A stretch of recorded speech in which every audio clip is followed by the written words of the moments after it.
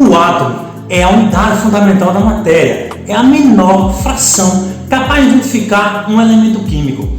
Ele é formado por um núcleo e contém nêutrons e prótons e elétrons que circundam seu núcleo. O termo átomo deriva do grego e significa indivisível.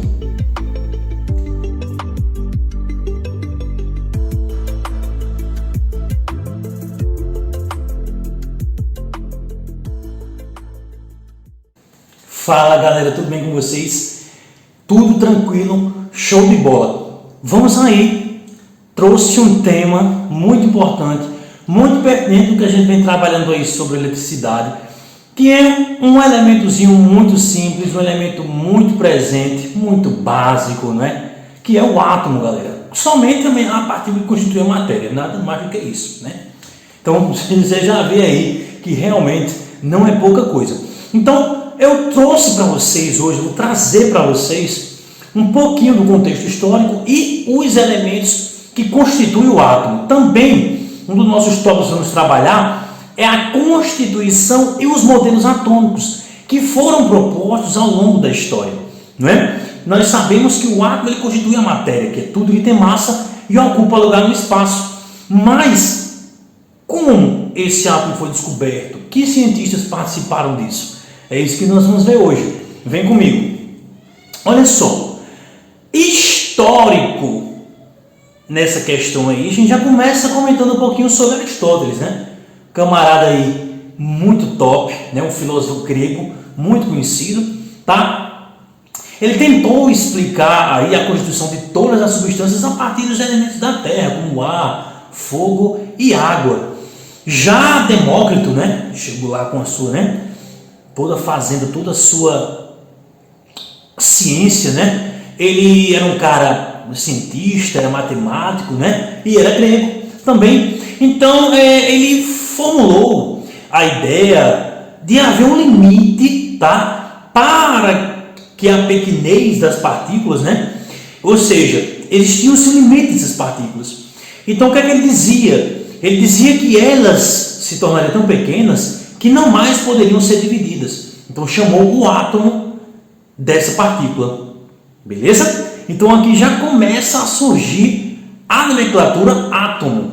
Então Demócrito, né, pegou um pouquinho das formações ali de Aristóteles, veio bem de boa, bem tranquilo, e aí conseguiu, através dessas pequenezes, né, como ele falava, né, essa pequenez das partículas, o que acontece? Ele realmente trouxe, não é, a definição de átomo, tá bom? E aí foram se passando o tempo, quando chegou lá durante a maior parte do século XIX, chegou quem? Dalton, ó, modelo atômico de John Dalton, que era um cientista inglês que propôs a teoria atômica, né? Foi o primeiro.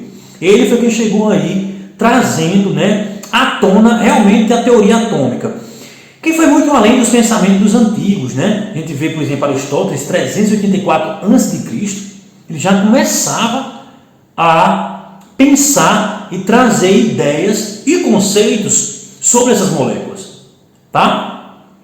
Então, o que acontecia? Essa teoria, né, a teoria de Dalton, ela dizia que todas as substâncias são constituídas, tá, de pequenas partículas indivisíveis que Demócrito definiu como átomo, tá?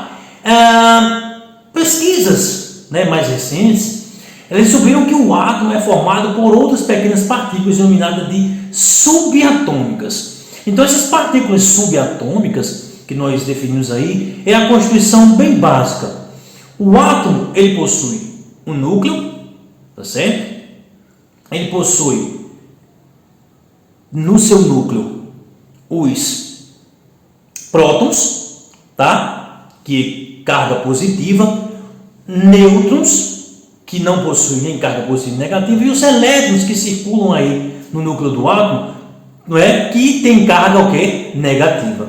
Então essa dinâmica atômica, né, vocês conseguem realmente observar aí de como ocorre essa dinâmica. Então tudo, pessoal, na natureza é constituído por átomos. Quando diz que matéria é tudo que tem massa ou lugar no espaço, a própria matéria é constituída por átomo. certo? Ela dá justamente essa conformidade, essa definição muito básica.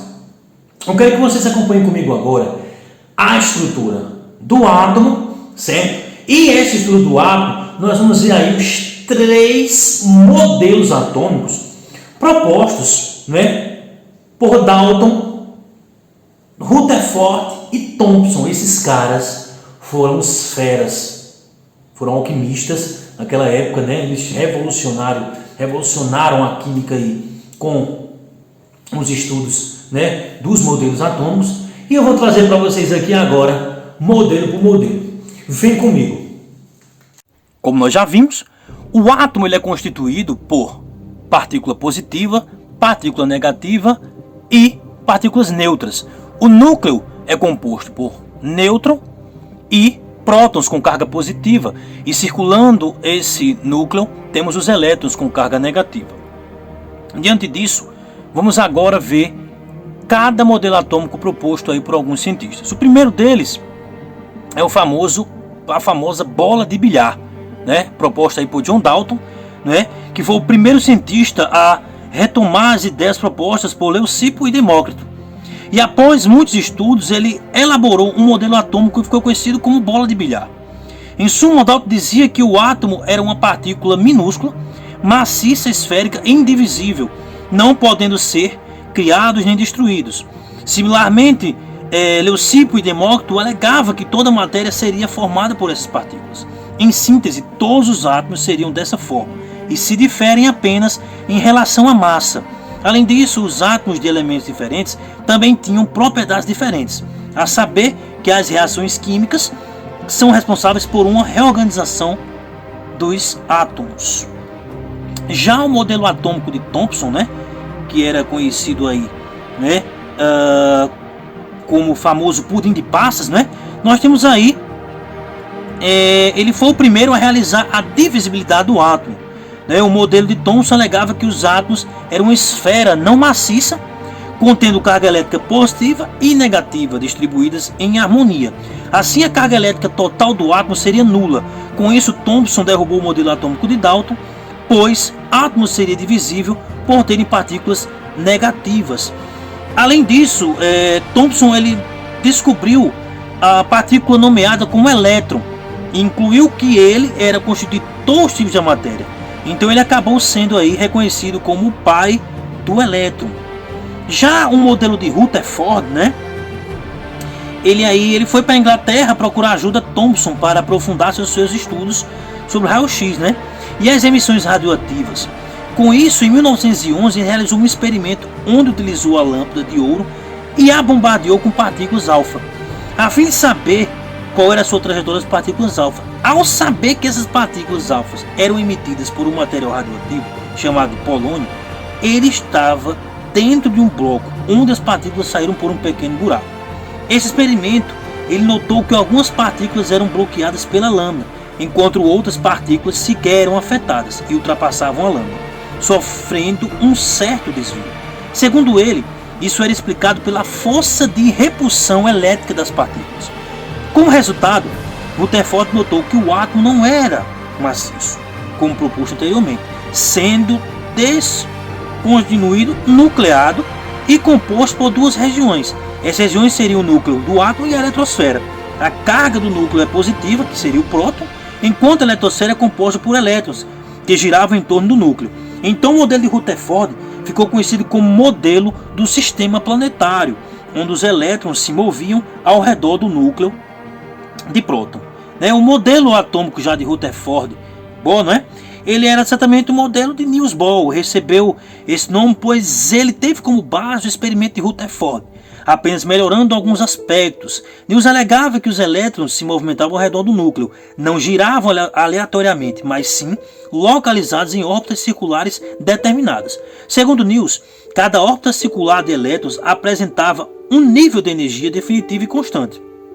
Então, essas órbitas passavam a ser chamadas de camadas eletrônicas e foram representadas pelas letras K, L, M, N, O, P e Q, respectivamente a camada mais inferior para a mais externa. A saber de quando os elétrons tocam a camada elétrica, ele poderia gerar energia. Enquanto isso ocorre, resulta em luz.